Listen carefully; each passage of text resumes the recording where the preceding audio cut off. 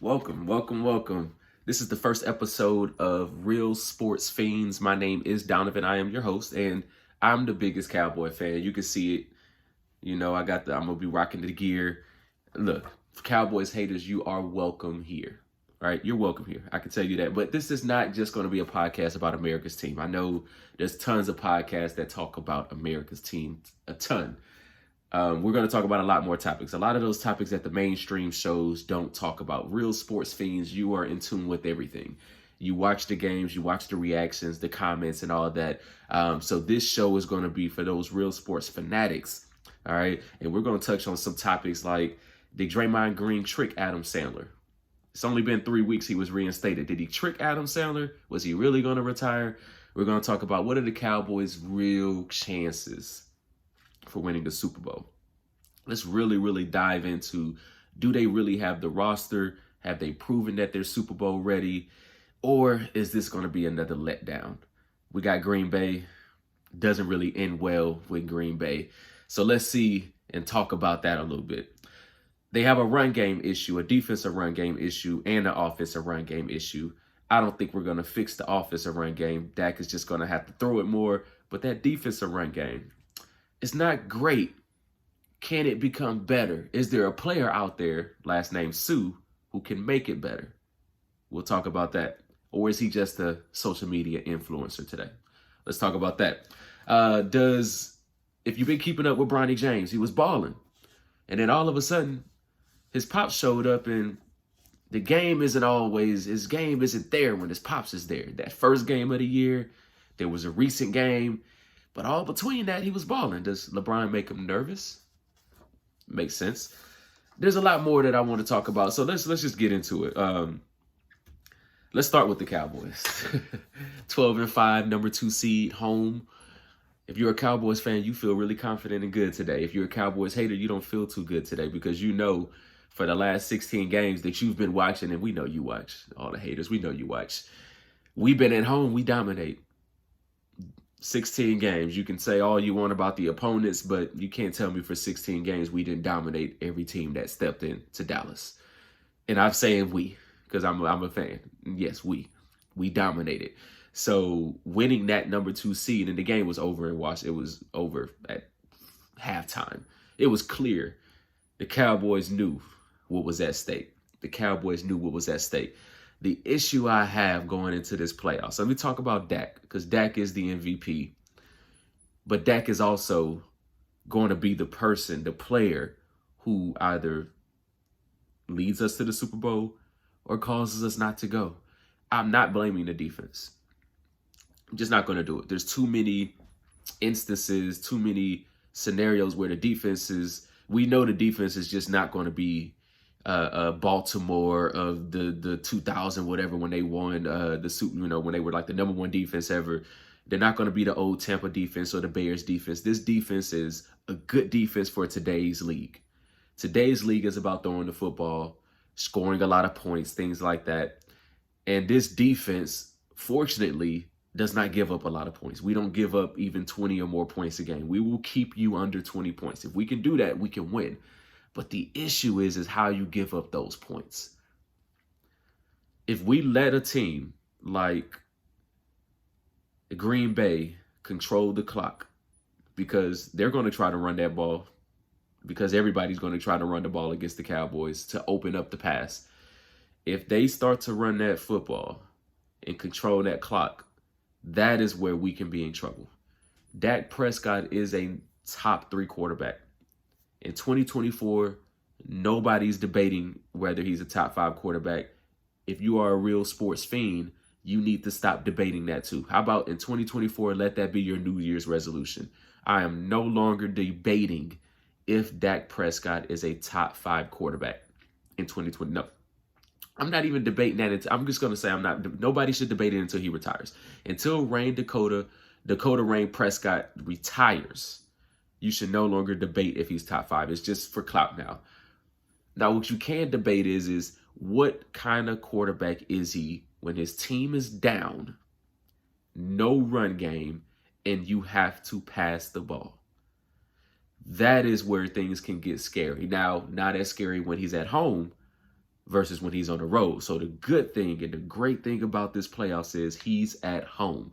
So if the Cowboys get down and there's no run game, I have more confidence in the here we go, pass offense. I have a lot of confidence in that. But history shows when the Cowboys get down by, let's say, 10 or more, a couple scores, and that run game isn't there. There's no Zeke in this prime anymore where you can hand that ball off and get 5 or 6 yards. Does Dak start to force it? We have seen a new development this year with CeeDee Lamb where it seems like over the last half of the season, the Cowboys are turning into that offense where, and Dak is turning into that quarterback where I don't care what's working around me, run game or not, because the run game hasn't really been there all year. If you put the ball in my hands, I'm going to make the right decisions. And what are those right decisions? Those decisions are, even if you're down by 10 and your run game isn't there, make your run game your passing game. And what do I mean by that? Don't force the ball to receivers who are not used to getting the ball. Like who was the guy here who was here forever, now with the Texans, Brown. Don't force the ball to a Noah Brown when he's not ready for that. That's not his role. His role is not to be the number one receiver in the catch tough ball. That wasn't his role, never was. You force balls to CD, but you don't force to a Noah Brown or Michael Gallup this year. You just don't do it. Instead of trying to force the ball down the field when it's not there, check it down. You use your tight end, get 5 yards, get 6 yards, get 4 yards, because that becomes your run game. That's what the Patrick Mahomes was doing when he was great. He hasn't been so great this year, but nobody's going to bet against him. He starts to hold the ball. He doesn't become as great. That's what Tom Brady did so well. Hate playing Tom Brady's offense because you knew you weren't going to get even sacks, even though he was just standing in the pocket. He was slow-footed, but you weren't going to get any sacks because he got the ball out like that. That's what Dak is starting to do more of. He's starting to use the pass to create the run, and he's starting to take off. I need him to take off like 20% more when the pass isn't there. I need him not to hold the ball at all. I don't need to see any I held the ball too long sacks. Don't see it, go. Read 1, read 2, he needs to go, because that is the difference between a lot of these quarterbacks in the playoffs. The Patrick Mahomes, the Josh Allens, the Lamar Jacksons, the Jalen Hurts. You're not going to see them usually take unnecessary sacks. They're going to take off, and they're going to frustrate the heck out of all the fans of those other teams, because we've been on the other side where our defense, for whatever reason, can't keep Jalen Hurts in the pocket when you know what he's going to do. For whatever reason, we can't keep some of these quarterbacks in the pocket when we know that's their only way of being successful is to escape the pocket. Dak Prescott needs to do that a little bit more. I don't think it's going to be an interception issue. He's going to probably throw one, but it's going to be on Dak. I think the Dallas Cowboys has a Super Bowl roster. I don't know about the defense when it comes to the run defense. They scare me a little bit. We're kind of light at the D tackles. I thought Osa was going to take that Pro Bowl step, and he started off, but I honestly think he's on the ground too much. Every time I see him, he's on the ground, or he runs past the play. He gets back there and the play's already going. So I don't know. 95 is coming back. Hankins, I think that's good. 58, I don't even want to really see him because I'm so tired of him not getting off the ball. And when he does get off the ball, it just seems like he's not moving anywhere. So our linebackers are not anywhere to be found, to the point where when you look at highlights and you look at the run fields and things like that, you don't really see linebackers making plays. We see number 1 making plays. We see number 26 making plays. We see number 2 making plays. We see I said Kurtz. What's the other guy's name? The other safety, number 6, making plays, Pro Bowl type plays, number 6. So we see our DBs filling in for the run game, but we don't see number 30, number 33. We see them getting knocked down. Number 32, Evans, was cut. Where's our linebackers? Number 14 is too light. So unfortunately, that means we're going to have to see Micah in the middle a lot more if that becomes an issue. Hopefully we can get up on teams to where, 17 points down, they know they can't run the ball now, but if it's 10 or less, they're going to try to run that football. And if we're giving up 4 or 5 yards to carry, it can get ugly. It can get ugly because Green Bay can pass the ball if they want to. They do have some speed outside. They can play a little bit. So Dak Prescott is my key. Top 3 quarterback, but when it comes to winning a Super Bowl, making it to the Super Bowl, your quarterback has to be the best out there. And I truly believe Dak Prescott is ready. I just have some concerns about our run offense and our run defense, but I think we'll be okay. Now, let's get into another topic. Draymond Green. We all know Draymond Green. His highlights for messing up, his highlights for fighting, his highlights for all the technicals and stuff is probably longer than his highlights for the good plays that he makes, even though he's one of those point forwards who don't get a whole lot of recognition for what he does well. But anybody who knows sports, any real sports fiend knows Draymond is one of the glue pieces of the Warriors over their dynasty, over the last decade. They look different when he's not there.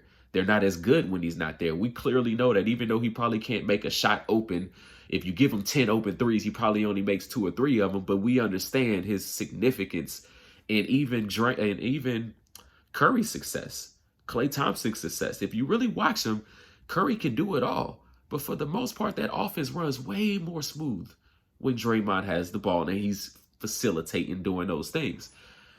So the issue where he got suspended 3 weeks ago and then reinstated, the story starts to come out of what happened. And you hear someone say, and you hear him say on his podcast, Adam Silver had to talk him out of retirement. First of all, I just want to hear what Adam Silver has to say about that. I want to hear him phrase it and see, does Adam Silver phrase it as I stopped him out of retirement, or is Adam Silver just going to be like, me and him met, he mentioned he was going to retire, and I was like, you're stupid. That's stupid. That's just you talking out of you're just emotional. And then they passed that over and just kept talking like they were normally going to do anyway. That was the conversation was going to be related to how we're going to get you back in the league. It sounds like Draymond he was kind of pouting. He was kind of pouting because, first of all, if you look up his contract, which NBA contracts are usually like mostly guaranteed contracts, Draymond was going to basically retire and then leave $70, $90 million on the table.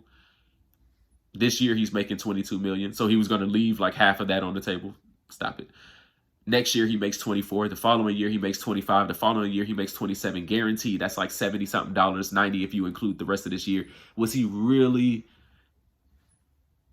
First of all, let's just say, okay, he retired. Money-wise, he's fine. He probably has enough money for his generations to come, family, everything. But he's going to have to live with that decision. His loved ones are still going to have to live with the decision he made, even though they won't have any say in it. But they're going to have to live with that decision you made, because no matter what, that's $90 million. How many people can you help with $90 million? I know a lot of people don't think like that, unfortunately, in the world we are today. But money is about helping people. It's not about helping yourself. It's about helping people. $1 million, you can live a long time off that. We're talking about 90. You're going to leave that on the table because you don't feel like you can get yourself mentally ready to not do some of the stupid stuff you do in the league, like hitting people below the belt, kicking people, choking people, punching people. No. At the end of the day, Draymond pouted, and he got ahead of it. This is what's so sad about this character in a way, his mindset. He thought he's doing the right thing by mentioning that Adam Silver talked him out of retirement. In reality, he's just trying to say, hey, I was going to leave the NBA. I was like, fuck it, I'm fine. He had to talk me back. He had to talk you into taking $90 million. How's that conversation even sound? Hey, Draymond, if you retire today, you're going to miss $90 million. Oh, I have money. Okay. I would have just, if I was Adam Silver, I would have been like, okay, that's fine. If Draymond retired today, are we stopped watching basketball? If LeBron retired today, even, are we stopped watching basketball? A lot of people will, believe it or not, but Draymond's not LeBron. And LeBron isn't retiring today. He's definitely not leaving $90 million on the table to retire. So let's just, Draymond, you're good for the league, man. I think you're going to be a good broadcaster. I think you're going to be a good sports show host. I think you're going to be on TNT with that's clearly a deal that you already have. I think you're going to be good at all that, but you can miss us with the retirement. You would have been better off just retiring. Because you saying that you were going to retire when you just signed a contract before the season and you have 3 more years after that for $75 million. You saying you're going to retire just makes you look stupid. Now we can't really take you for what you're saying. We used to take you for what your word was because you came off as somebody who was truthful and honest in those kind of ways. Not with the issues on the court, but when you spoke, you came off as somebody who could be reliable. He wouldn't BS us. He's one of those people who just gonna shoot it straight. But now you're talking about you gonna retire and leave $90 million on the table and somebody had to talk you out of it. It just sounds stupid. It just sounds stupid. Why didn't you just come back and say, hey, I made a mistake, I got better, and that's it. Now to the NBA and to Adam Silver, the fact that you were tricked by Draymond into believing for whatever reason that he would have retired, or maybe, you know what? Maybe I'm giving Draymond too much credit. He didn't trick anybody. The NBA just about money. They never cared about how Draymond acted. They really just cared about how it made the NBA look. They never cared about how Draymond's mental is, if he has any mental issues or not. They just said, you know what? We're going to do the bare minimum. Attend some virtual sessions with some people from the NBA and things like that, because that's what they said if you read it. People from the NBA, like the Warriors and the NBA league office, were in those virtual meetings. So if I tell you, hey, you're going to be suspended and miss out on this money unless you show us that you have changed. And the way you show us that you have changed is by showing up to these virtual meetings where all the people that you have to prove that you've changed to are going to be there. Aren't you going to act on your best behavior? Keyword, act on your best behavior. Of course you are. Why would you not? You're not an idiot, right? You're not an idiot. So when it comes to what the league did, I really feel like them reinstating him after 12 games, what was it, 12 games, 3 weeks, 22 days, whatever it was, they gave up everything that we knew was the truth. They didn't really care. If you really cared, he would still be suspended. If you really cared, you would make him talk to everybody who he hit. LeBron, Jordan Poole, whoever he choked out, all those incidents over the last few years. Oh, no, you got to address that. No, you got to address that. You need to have those conversations. We don't even need to be there, but you need to have those conversations with those individuals. You need to apologize and tell them where you were wrong and all that, because that's rehabilitation. Not these little virtual sit downs and what were you thinking? What's going on at home? What do you think could have stopped it? The dude's a millionaire. All right, he's okay. And the things that we really, really want to understand is the stuff he's doing on the court that's stupid. The things he's doing in the league that's stupid. He don't have a track history off the court of being, he don't have no jail, prison background or anything like that. He wasn't kicked out of schools. He's doing these things on the court, and it's stupid. It's just clear. It's just stupid. You just care about yourself. You choke people out. All these things to do what? None of those things are what we look at you as a good player. Not one person is going to say Draymond Green is a great player because he argues technical fouls better than anybody, longer than anybody. Nobody's going to say he's a great player because he punched Jordan Poole. Nobody cares about that. Who cares? Nobody said Michael Jordan was a great player because he punched Steve Kerr in practice. That wasn't one highlight. So Draymond just needs to understand what his fame is coming from. His fame is coming from because he's a good basketball player. That's where his fame comes from, because he's a good basketball player. Understand that, believe it, and then know you also are never going to be as popular as Steph Curry. So don't try to be as popular as Steph Curry. Let him get his clout that he deserves, and you stay in your lane and stop trying to be this enforcer that nobody thinks you are. Nobody thinks you are an enforcer of the 90s. We don't believe it. So if that's the case you're trying to prove, stop it. The NBA, if you're trying to show us that you really care about these players and what could be causing them to do the dumb things they do, stop suspending people for 3 weeks and calling it rehabilitation or saying that you really did something. You didn't. You didn't do anything. He should be suspended for a longer. I would have suspended him for the rest of the year. His track record is too long. You shouldn't have a damn 10-minute highlight of all the stupid things you do. Get off the damn court. You know what I forgot to mention? Ndamukong Suh. I was actually wanting him to become a Dallas Cowboy, and then I started to look up his social media, and I realized I don't think dude want to play football no more. Because in October, November, you know he visited the Detroit Lions, right? So even though mainstream media, for whatever reason, doesn't really talk much about Ndamukong Suh, he has not retired. He still technically is a free agent. And I think the last team he played on won the Super Bowl, right? I think it was the Bucs. Wasn't that the last team he played on? Not sure. But he played a couple years ago. I believe it was the Bucs. Definitely the Bucs had a really good defensive run game. And I still think he was better than Vita when he last played, who was a younger version of him. So I'm thinking we got a chance here to reach out. But of course, it never really even came. You never heard any stories of the Dallas Cowboys and Ndamukong Suh. But when you look it up, clearly he was at a point in time of this year wanting to play. But then I go to his social media, and let me just flip the camera. So we got his social media here, and I find out that Ndamukong Suh is pretty much a social media guy.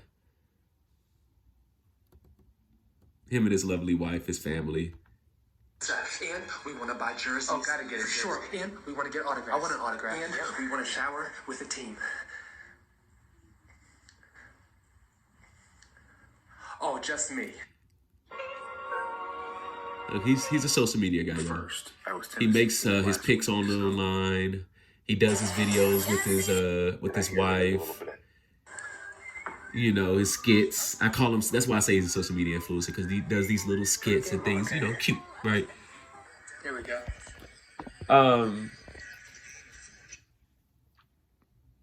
All of a sudden, I ain't gonna lie, he don't look as violent no more.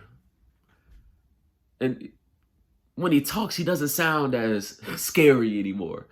And that's one of the things I don't like about Micah Parsons having a podcast. All of a sudden, when you hear his takes and his opinions and him talk out and speak out, you start to see how young he is and how young he sounds and how immature he kind of is. He may not come off that way on the field, but when you give everybody all that access, you'll be a fool to think that doesn't affect how people play you and view you on the field. Michael Parsons wants to be known as a scary person, somebody people fear, the Lawrence Taylors of the world. I can guarantee you, after listening to Michael Parsons on his podcast, I don't think anybody views that or fears that. And no, not at all. And Ndamukong Suh kind of reminded me when I was like, golly, he don't sound like that guy who was stomping on people. He don't sound like that dangerous human being on the field. I know there's a trigger that you can flip on and flip off. I get it. I'm not saying I want him punching people on outside and all that. I'm just saying, when I first thought about how we can fix our defensive run game, I thought about who wasn't on the team. I thought about Ndamukong, and I said he's not retired. And then I see what is he doing, and I'm like, oh, Lord. Maybe he has retired. Maybe he's just, he's moved on to what he wants to do, and social media is a part of that. And I can't knock it. That's what people do now, but I can't lie and say, I just don't know if he'll be a good fit. I don't know if he's ready for the, and I'm one of the guys who actually went on and wrote this man a message. I DM'd him a few weeks ago saying, look, man, if you ain't doing nothing, we need you for the playoffs. You ain't even got to practice. I'm just saying, you just got to, get in shape a little bit, but you ain't even got to practice. We ain't doing no wind sprints or nothing. I just need you for the playoffs for 5 to 10 snaps. those same 10 snaps that number 58 playing, the first round pick, Mozzie Smith, I ain't gonna lie, I think Ndamukong Suh can do better than those. Let's see what he can do, but I don't know. I don't know if he still got that meanness to him. I don't know if he still got that meanness to him. Okay, let's get into another game, the Dolphins versus the Chiefs, and I'm just gonna talk on this briefly because I know, enough people talk about these games, but when that weather came out and it said it was going to be below 0 and it's going to be wind chill, it's going to be windy and all that, I don't know about y'all, but the only way the Dolphins is going to win is if Tua throws the ball 5 times or less. Like, if Tua throws the ball 15 or more times in that type of weather, if it's windy and all that, I smell picks. I smell only passes going 2-3 yards. Excuse me here. I don't see how he's possibly going to move the ball in that type of way. Watching Tua from college to now, have we ever seen him play in a game like that? Have we ever felt like he can play in a game where the cold and the wind, he will thrive in it? I don't see that. I honestly see this game being 25 to like 3. 25 to like 10. Like, I feel like this is a 2-touchdown game off weather. I would never say that when it comes to a perfect weather game, but that cold, it makes me look at this game a whole lot different. I feel like this is one of those Bill Belichick games if I'm Miami. This is one of those where, look, we have a run game that's one of the most dominant this year. We have a running back that's averaging 6-7 yards a pop. We obviously know how to run this football ball. We have a receiver who can also take the ball take it and go anywhere. Behind the line of scrimmage and go touchdown, throw it deep. Let's just focus on how we're going to run this team to the ground. It's going to be cold, fingers hurting. I remember as a kid, I was 6 years old, I think flag football, it was probably 30 degrees. I remember crying, it was so cold. I hated cold games. I don't think I ever met too many or heard too many people say that they love playing in under 0-degree weather. So I don't think any football player on the field in that Dolphins-Chiefs game is going to want to be out there as far as wanting to play in that cold. You got to run that football. If you back up 30 times and say, hey, Tua, go beat us, you're going to back up and see some ugly, some ducks. Tua don't got that kind of arm strength. They don't. This is going to be a run it game. Now, for the Chiefs, Patrick and Andy Reid ain't about to run that. They ain't about to run the ball 40 times, so we know that. They're going to run it about 15 times to keep you honest. Even if Pacheco is killing them, they're only going to run it about 15 times, but they're going to throw that football. They're going to throw it. Why? Because when you have Kelsey, you got to throw it a few times. When you have Patrick, you have to throw it. So they're going to try to throw that football. And I think because they can, because Patrick does have a better arm, a stronger arm in the wind, I think the weather is going to make that game a lot less interesting, to be honest. I think it's going to be over kind of quick, but I could be wrong. Let's talk about LeBron and Bronny. If you are a real sports fiend like myself, you find a way to watch those Bronny games. Because they may not be on ESPN, but you can find a way. So find a way to watch it, and when you watch them, it's pretty clear to me that it seems like when LeBron shows up, I'm talking about shows up to the stadium, the attention he brings, even though he's trying not to bring that attention, he's LeBron, he can't help it. The only way he can help it is by not showing up. And who can say he won't show up, to not show up to his son's games? And he always showed up, right? This isn't something where Bronny and even his brother, where they don't know, Bryce, they understand what it feels for him, his presence. They've been doing this their whole lives. But now we're talking about first-year freshmen of college. Now we're talking about somebody coming off the bench, having to get in a rhythm, not a starter, a star of the team, coming off the bench. And then his pop shows up. So now you get in a game.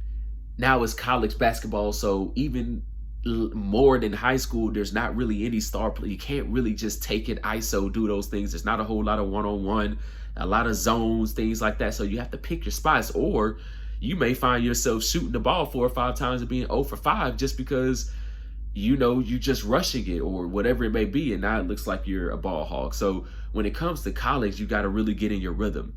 And Bronny was doing that really well between that first game where Bron showed up and this most recent game that just happened around, I think it was the 8th or January 9th, something like that. And both of those games, he was kind of like 0 for, really didn't really make any shots. And in between that, dude was warming up. Bronny was starting to look good. He would play his 15, 20 minutes. He may shoot only 6 shots, but he was putting up like 8 points, 12 points. He would always get a steal or 2, highlight dunk, highlight pass, a couple assists here and there. I was actually starting to see Bronny as becoming a starting freshman for USC. I can see that happening by mid in the year. I can see that. Right? So that's the progression he was on, because obviously he didn't come in as a huge 5-star guaranteed starter, whatever you may call it. He came in as a guy who needed to work his way into the starting lineup. But it's clear to me, he can compete. Athleticism there. Size, he's not 6'6" or anything like that, but size as far as he has good enough height. He can become a D-Wade body. He has that frame. You can tell he's built a little bit. He's not Scott Diesel, but no fat muscle. No, he's not Kevin Durant when it comes to his muscle tone. So the guy's going to be a physical guy. He's going to be a physical freak. His athleticism is already starting to show. And he shoots the jumper like crazy. He can shoot.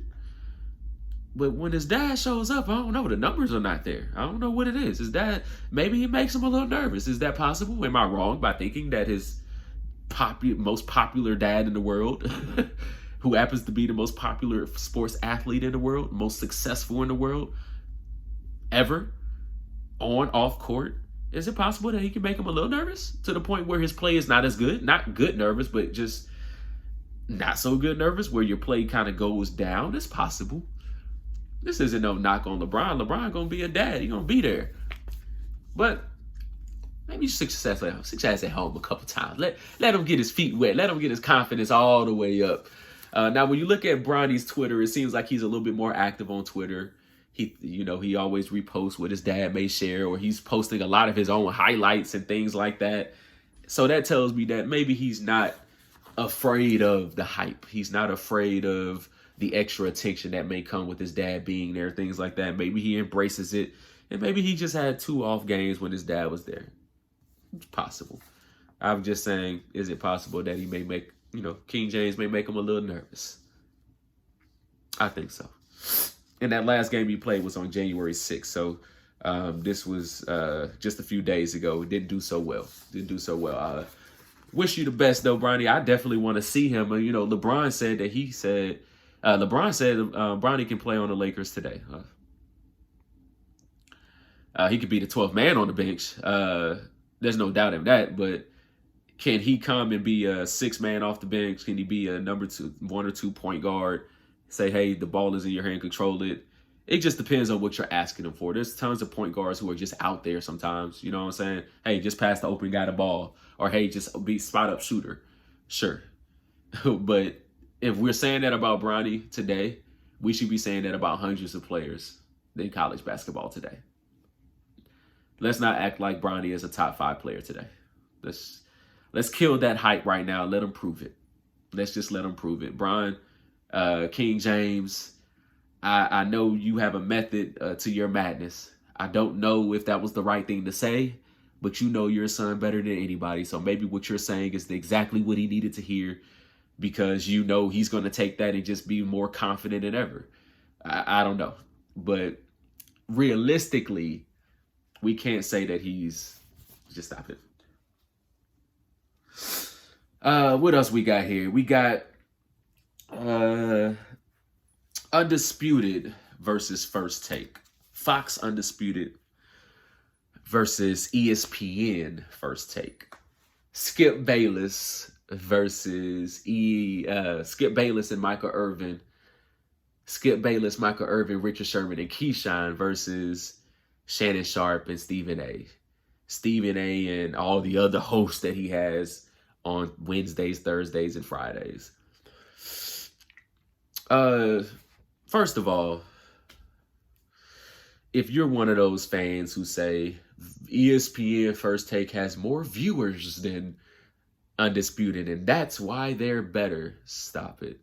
ESPN has and will always have more viewers. ESPN is the best sports network, the most popular sports network, and has been before Undisputed became a show 7-8 years ago. So comparing viewership is a Stephen A. Smith type thing. He does that. And he does it, I hate when he does it because he does it without context. You can say that your show has the top views because that's factual. But don't come when you start talking, because you know him and Skip had their little back and forth a little bit.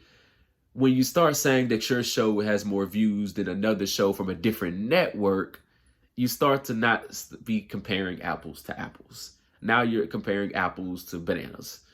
And it's not fair. It's not right. It's not accurate to the audience that you're talking to. People need to understand that Fox Sports is not ESPN. It's probably never going to be ESPN. If you put First Take on Fox Sports, it's not going to make Fox Sports ESPN. It's just not. So just keep it to that. ESPN First Take also became what it was when Skip was there. So let's just take that and put that into context as well. Now, that said, Skip also was the one who made Undisputed what it was. He chose Shannon Sharp. Shannon Sharp didn't say, hey, I'm going to be on this show. He didn't have a say.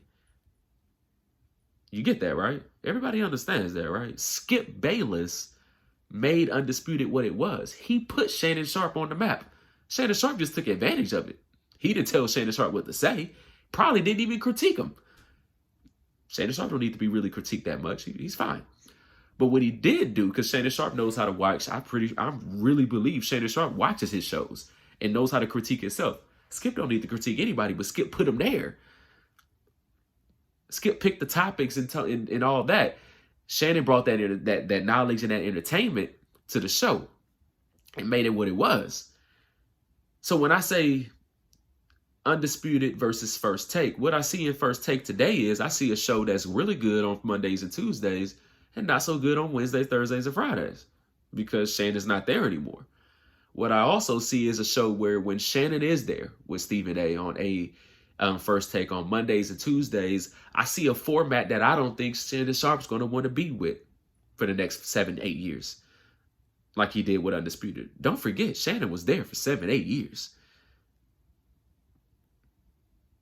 He was set in stone where he was. He could have made a decision to leave after 3. Shannon Sharp was popular for after the first year. He was popular.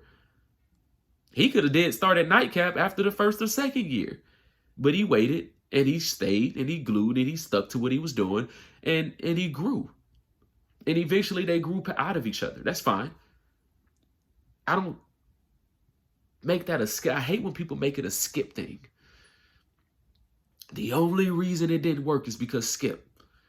Sometimes people just grow out of each other. Sometimes you just got to say, you know what?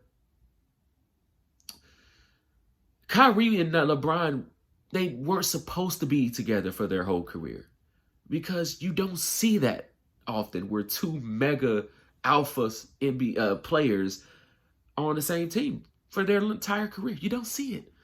Kobe and Shaq, you don't see it. It lasts for a while and then they grow apart. It happens. So when it comes to Undisputed versus Skip, I hate when people make it a Skip thing.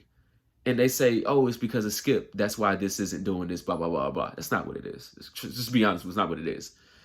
The reason why Skip's show, Undisputed, is not as good as it was when Shannon was there is because Skip just hasn't found the right people yet. He's trying it. Let's just look and see what he's doing. He has him on there every day. Keyshawn on there most days. So 4 or 5 days a week, Keyshawn is always going to be there. I think 4 days a week. Michael Irvin is going to be there 2 or 3 days a week. So is Richard Sherman. He's trying things out. On the First Take, remember, Max Kellerman replaced Skip, and then after Max Kellerman, they started trying things out until what happened? Shannon became available is when they had a stick and stone, Shannon, Stephen A. And it's still not what Skip and Stephen A was five days a week. It's still not what Skip and Shannon was 5 days a week. So both shows are really trying things out right now. And here's what I think Skip is missing. He hasn't found an entertainer like Shannon yet, who knows sports as well. He hasn't found it yet, but he's looking for it. He knows he wants to do sports with a black. I think he knows he wants to do that because you can see all his co-hosts are black. So I know he knows that's what he wants. But I think it's pretty clear that Richard Sherman is not going to be back on it. What entertainment value does Richard Sherman bring? Because this is a TV show. This is a live TV show. Entertainment is a part of TV, right? So entertainment is a part of sports. That's what sports is. It's entertainment. So my fear, and I don't have anything against anybody, so I say fear. My issue, I guess, is I don't get anything out of Richard Sherman. I get a whole lot of, his talking. I don't know if that's a condition, a medical thing. So if it is, wish him the best. But it never seems like his throat is clear to talk. He doesn't have any entertainment value. Look, I don't need you to jump up and down, wear a goat mask, put a black and mild. That was Shannon. And that's what he did. He was great at it and everybody loved it. Don't need that from Richard. But I need you to watch yourself and just say, okay, what can I get better at on the entertainment side and figure something out? Because on the entertainment level, I don't feel like we get anything out of him. His critique, his sports analysis is pretty good, but he has zero entertainment, which makes it with the constant, it makes you not, I ain't gonna lie, it's just, I can do without it. Personally, I'm not gonna not watch Undisputed because Richard Sherman isn't there. The most popular entertaining thing he did so far was get on CeeDee Lamb and motivate him kind of in a way to be his best self. Outside of that, Richard Sherman, I don't see him being there past whatever a year. You got Keyshawn Johnson, who was already working at Fox. He was on Max Key and Jay Will's show. And I used to watch that show. I listened to that show. I listened to the podcast. I actually liked it. But here's my thing with Key. I can see Key staying, but I can't though at the same time. Number one reason is I don't think he's exactly what Skip is looking for as a debate partner. That's number one. So this is going to go off what Skip wants. I don't think that's going to work. And I don't think it's going to work because I don't think he has a deep enough analysis on what the topics are. I think Key wants to talk about more topics, just like Richard Sherman does. But even though Key may have a little bit more entertainment value just because of his vibrato, the way he talks and how strong he talks and things like that. And he is a little bit more dramatic when it comes to his debating with Skip. So they add value that way. But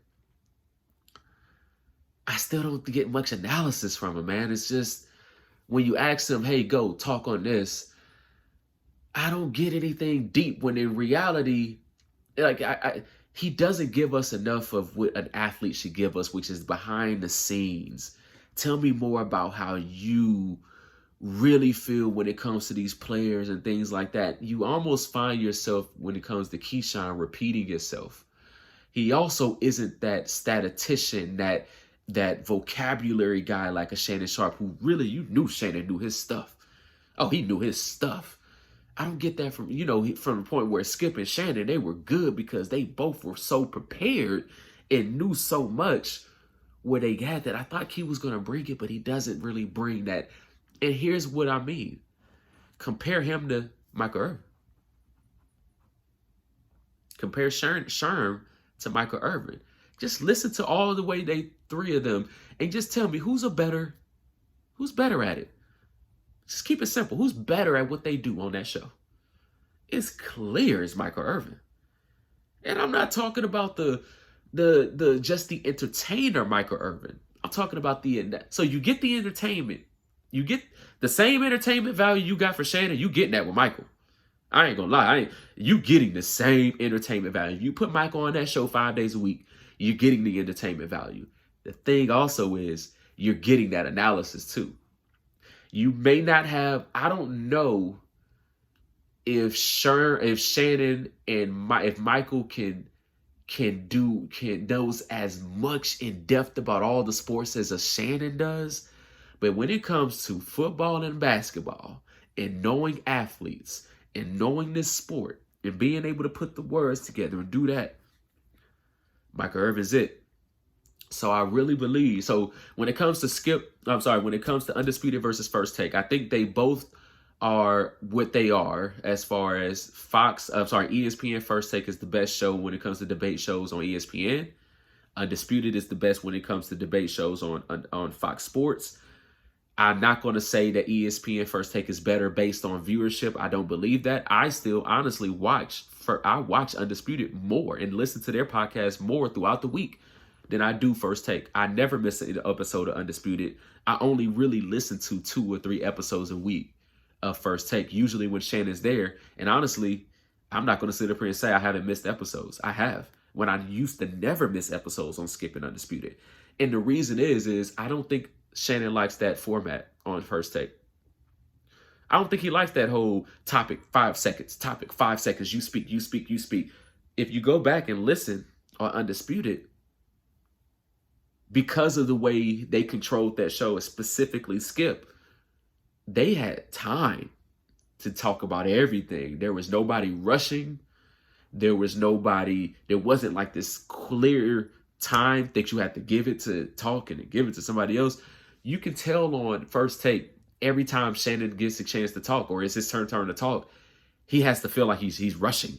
He's talking so fast. He's like, and this, and another thing, because he knows everything is on a timer, is on a ticker, and it's a shortened ticker than it was with Undisputed. I have no facts on this. I'm just watching the shows. I can tell you right now, I really would put money on the fact that they were given more time to talk on Undisputed than they are on First Take. Now, you may argue they talk more topics. Okay. They may have a couple more topics. That doesn't mean those are the topics we want to hear.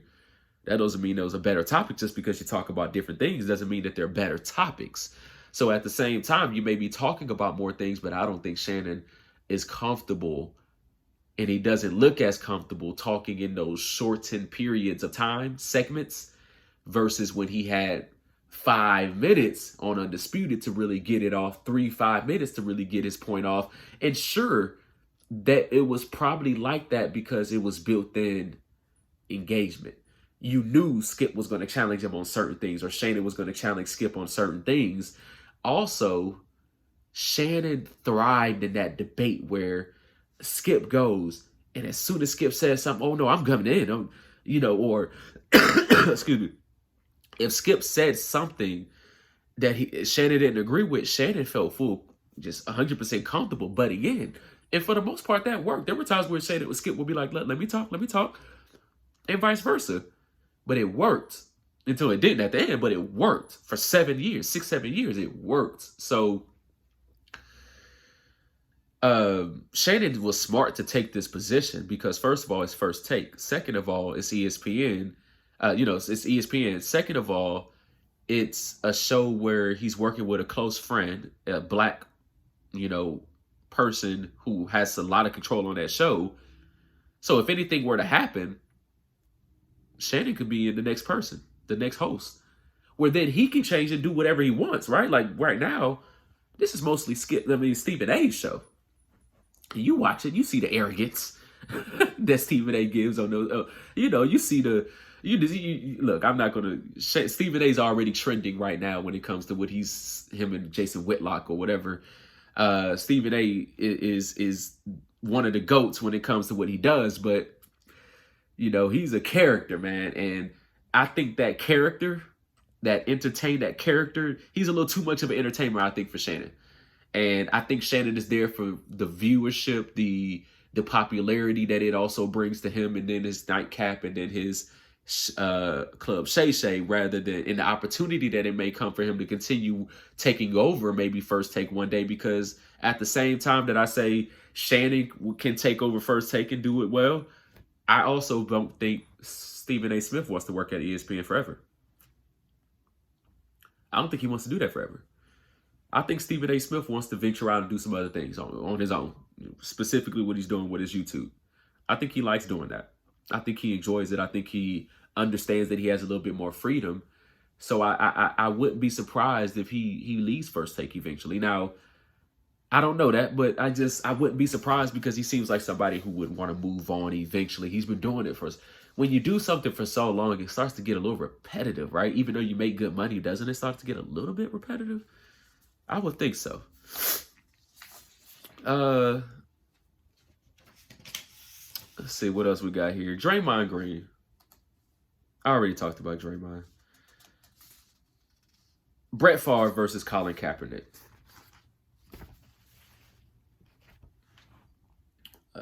Brett Favre versus Colin Kaepernick. The reason why this is you say, why is it versus? What I'm comparing here is who's the worst person? Who did worse? Who should have gotten more criticism?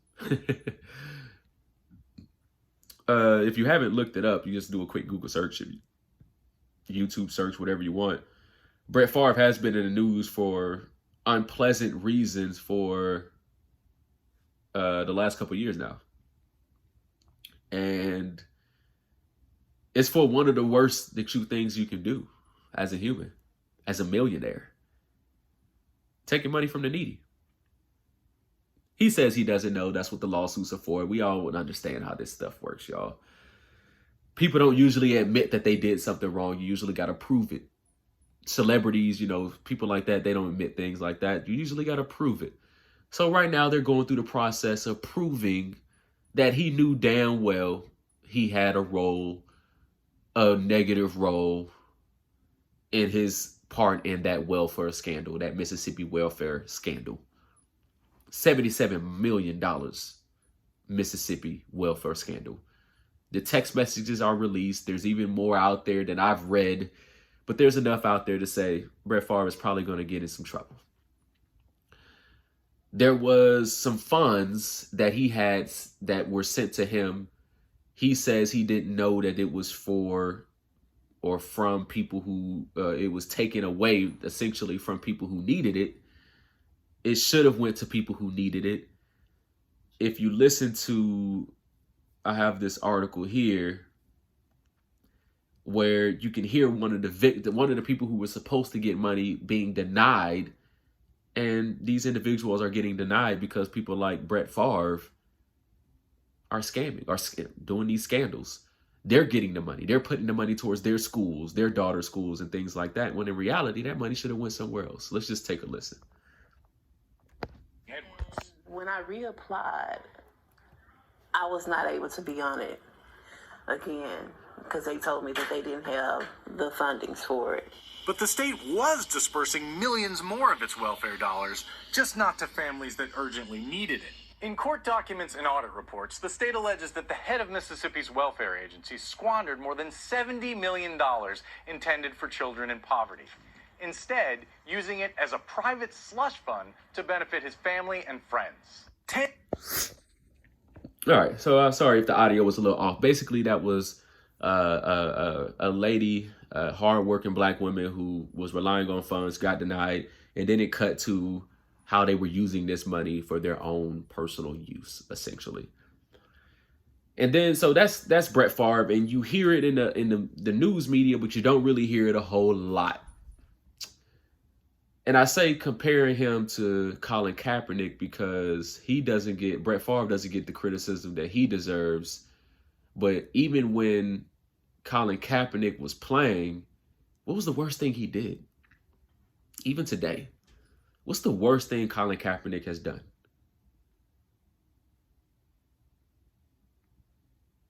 He took a knee, y'all. He took a knee.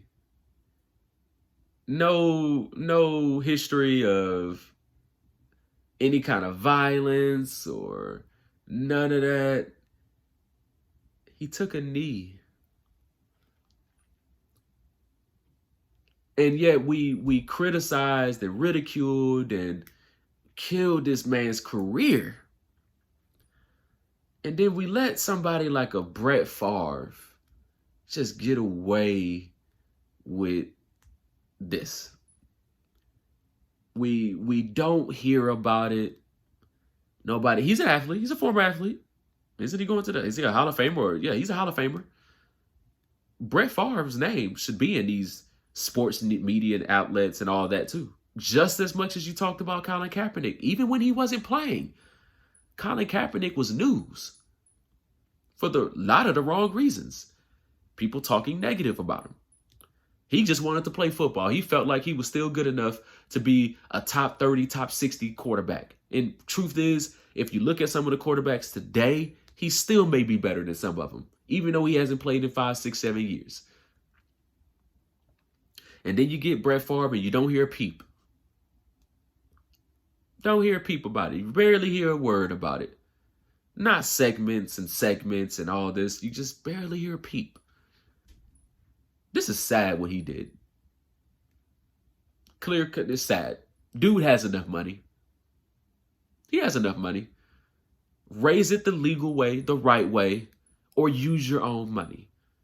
Don't try to act like you didn't know nothing. You knew. And all those other people knew as well. And y'all are going to pay for what y'all did. Because you don't steal from the needy. People who really, really need it. People who was waiting on that money to feed their kids, feed their families.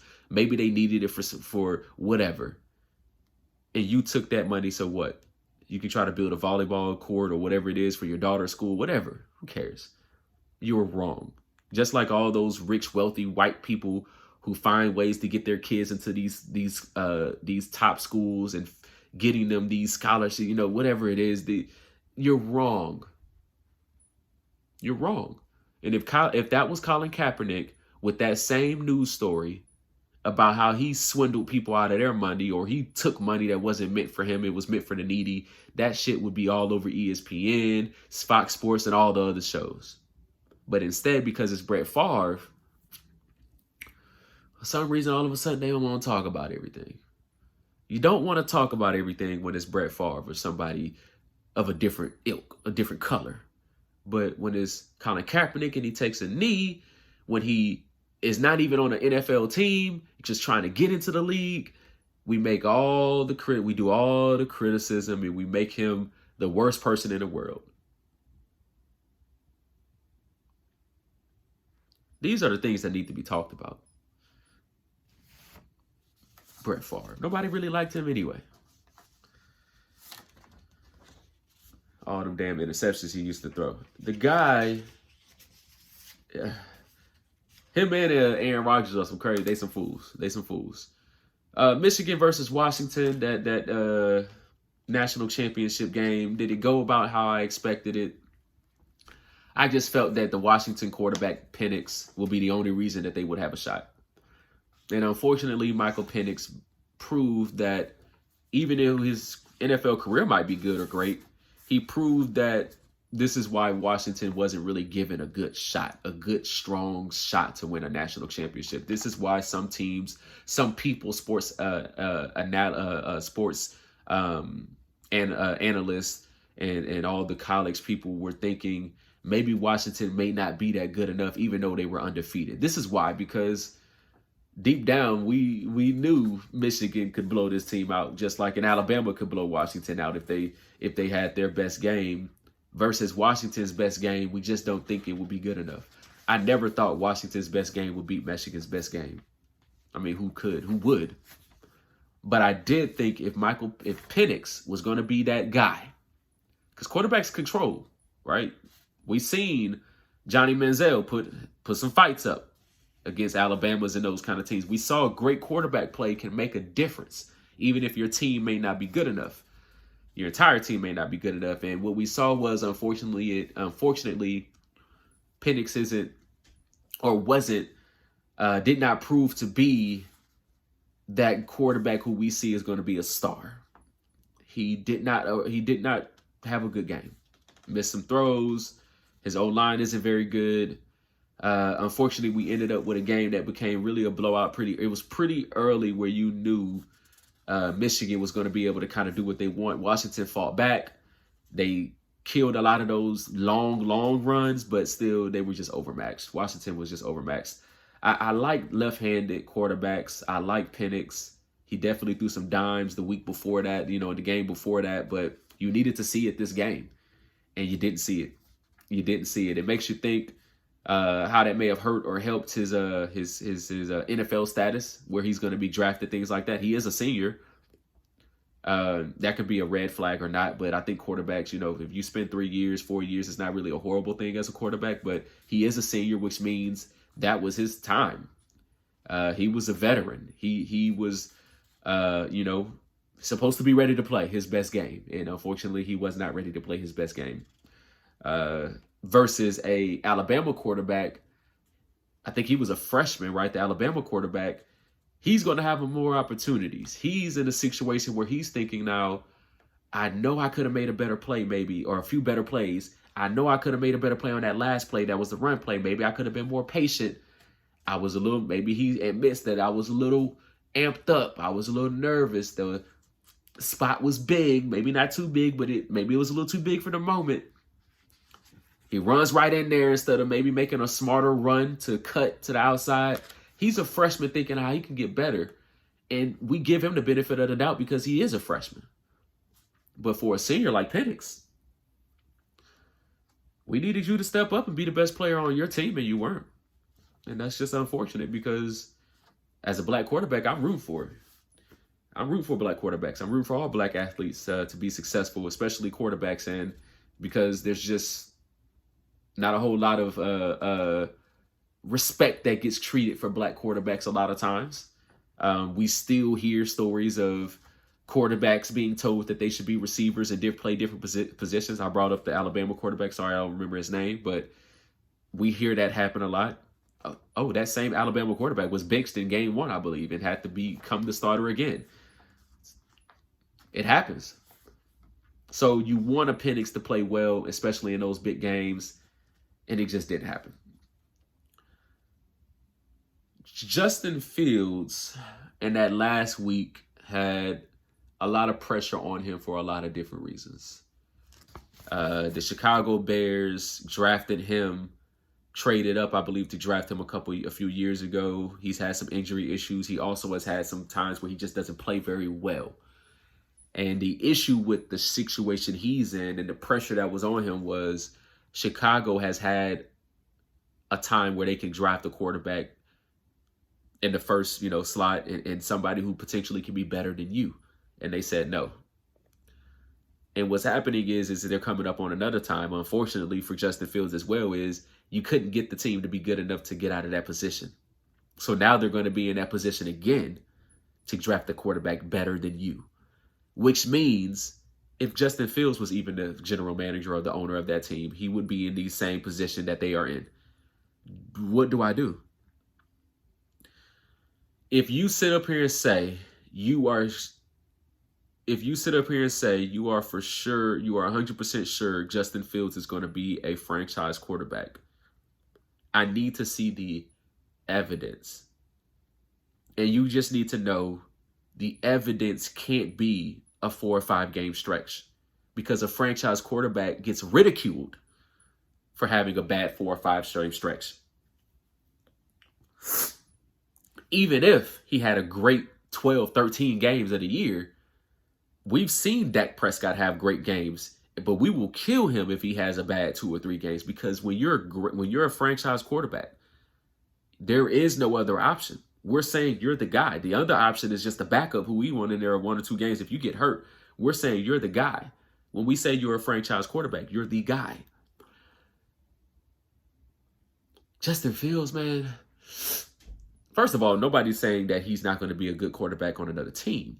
What we're saying is the situation that the Chicago Bears are in is if they do not draft a quarterback this draft and they trade that pick and get a whole lot of other picks and they put more talent around Justin, and if that still turns out where Justin is still the guy who's holding them back, where Justin is still not proven to be a consistent quarterback where you can say, okay, I know what I'm getting every year. Right now, you cannot say what you're getting.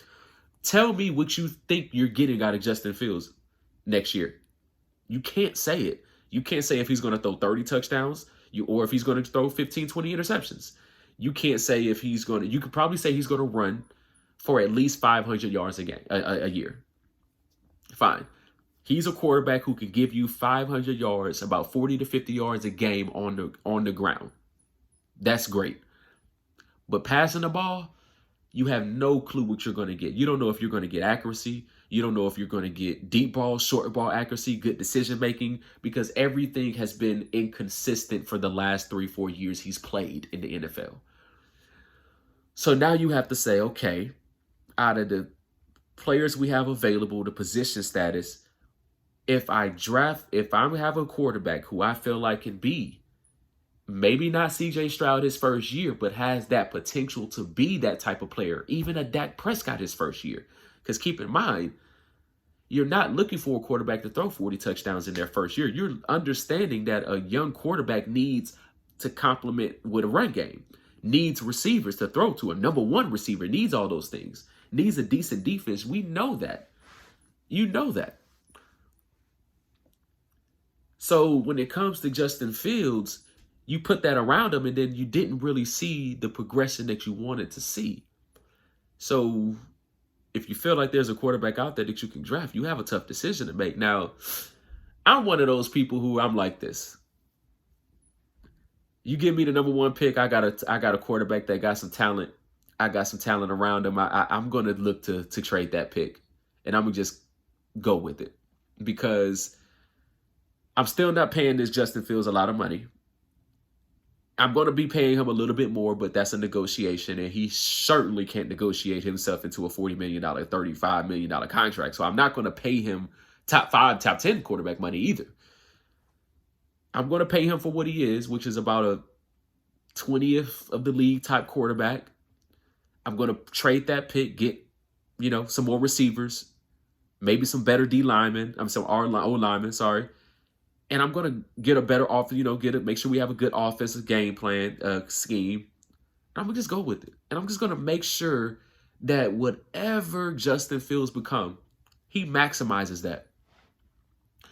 Because I think if you say that Justin Fields doesn't have the potential to be a good quarterback, a top 5-ish, 10-ish quarterback, I think you're wrong on that. I would say the potential's there. The issue is the history isn't showing it. But the potential is there. The consistency isn't there. He could be a good quarterback.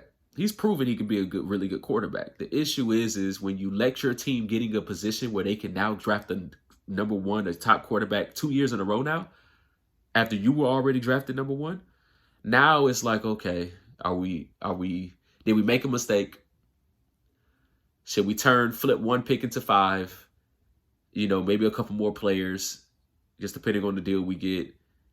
But now also that last game that he played against the Packers, where you had a chance to knock the Packers out, a chance to kill that 0 whatever record that y'all have against the Packers over the last few years.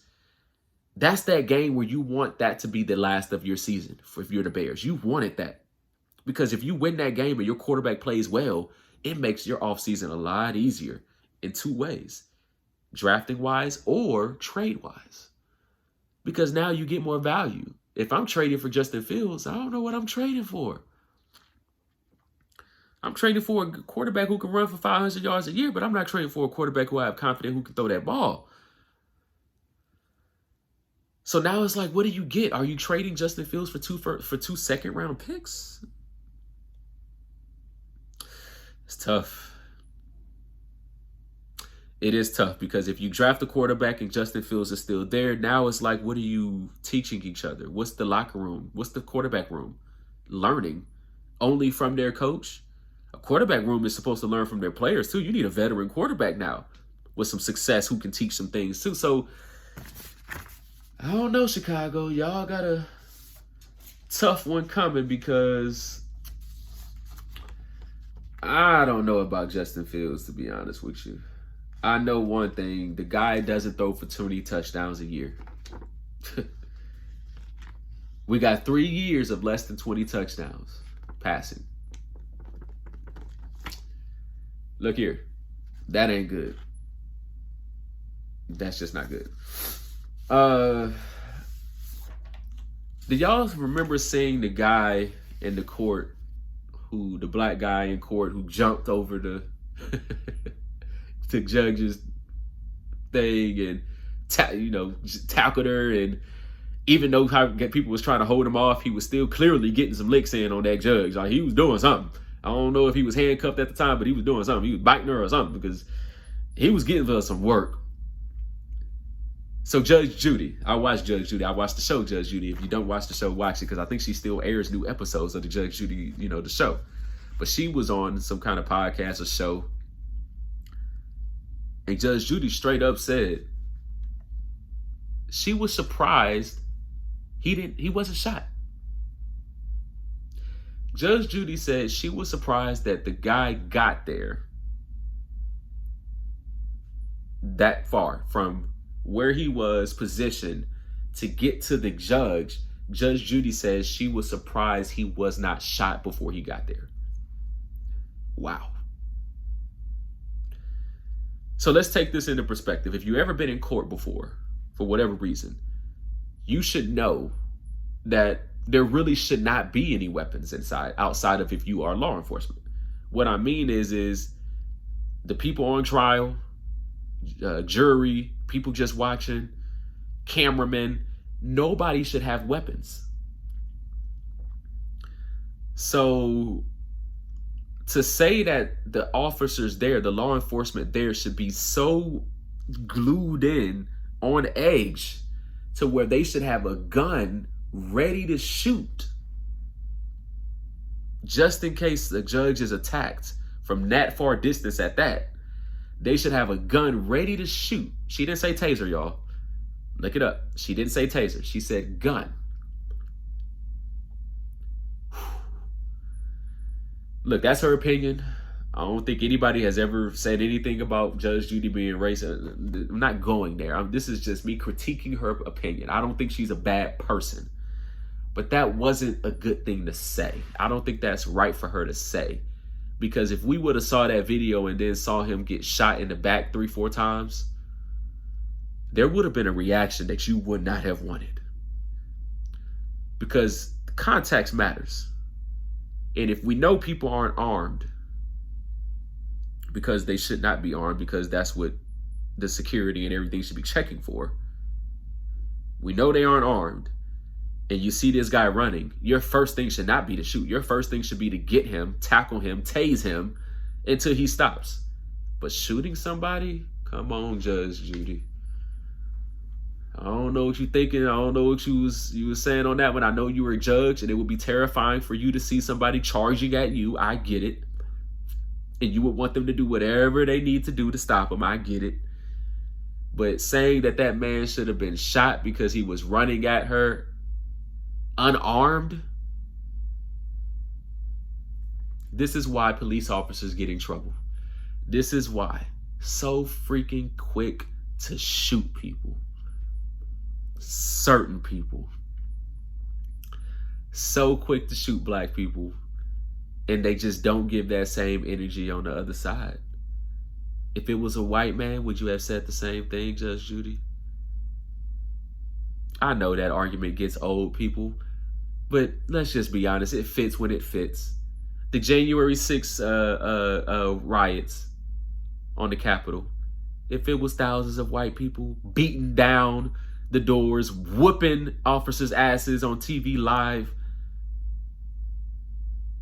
they probably would have bombed the goddamn building and rebuilt it.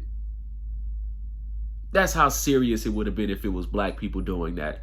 So sometimes the whole, would you have done this or reacted this way if they were black?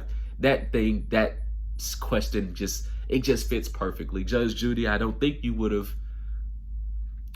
felt that same way. And I think you're overreacting when you say he should have been shot. I know people are saying there's a lot of memes and things on social media about the judge probably deserved it or whatever it is. I ain't gonna say, look here. If the judge gets over on people and does people wrong, doesn't listen to people when they're on their parole, and she's quick to